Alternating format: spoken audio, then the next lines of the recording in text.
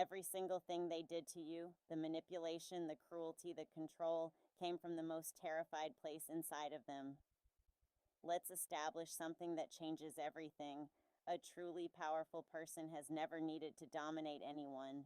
What the narcissist calls strength, the silent treatments, the gaslighting, the public humiliation, is not power. It is panic wearing a costume. Beneath every calculated cruelty is a fragmented self so terrified of being seen, exposed, or abandoned that it built an entire architecture of control just to avoid feeling small. They were never the apex predator they performed.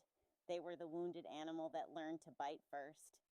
Here is what cowardice looks like when it has access to your life: the smear campaign. They could not defeat you in truth, so they rewrote the narrative and distributed it to anyone willing to listen. Character assassination is the weapon of someone who knows they cannot win a fair fight. The Flying Monkey Network. They recruit, they triangulate, they send proxies to do the confrontation they are too fragile to handle themselves. A lion does not need a committee. Covert sabotage. The opportunity they quietly blocked, the relationship they slowly poisoned, the reputation they chipped away at behind closed doors. This is not strategy. This is surveillance disguised as intimacy. The devalue and discard. The moment you stopped being a mirror that reflected them as godlike, you became a target. Not because you changed, because they needed someone to blame for the emptiness they cannot fill. The Hoover. And when the control slipped, they returned.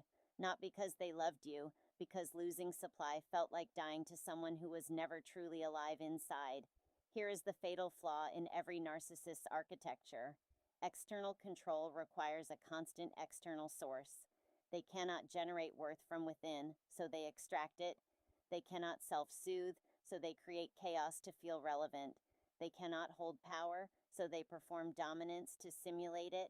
And the moment the supply dries up, the moment you stopped reacting, stopped explaining, stopped begging, the entire empire collapsed. Not because you destroyed them, because they were never built on anything real. Sandcastles always fall when the tide comes in, and you were the tide. The most disturbing thing about narcissistic sadism is not the cruelty itself. It's that they knew what they were doing. They knew the silent treatment would unravel you. They knew the timing of the discard would devastate you. They knew exactly which wounds to press, and they chose to press them anyway, because your pain was the only proof they had that they still had power over something. That is not dominance. That is a person so hollowed out that your suffering was the only thing that made them feel real.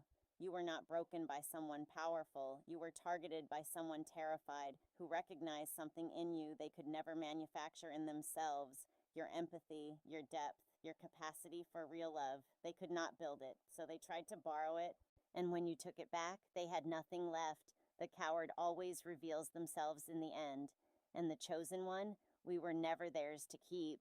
If you finally see the cowardice behind everything they put you through, drop exposed in the comments and follow, because this community is for the ones who stopped calling it love when it was always just control. They weren't powerful, they were terrified, and everything they did to you was proof of it.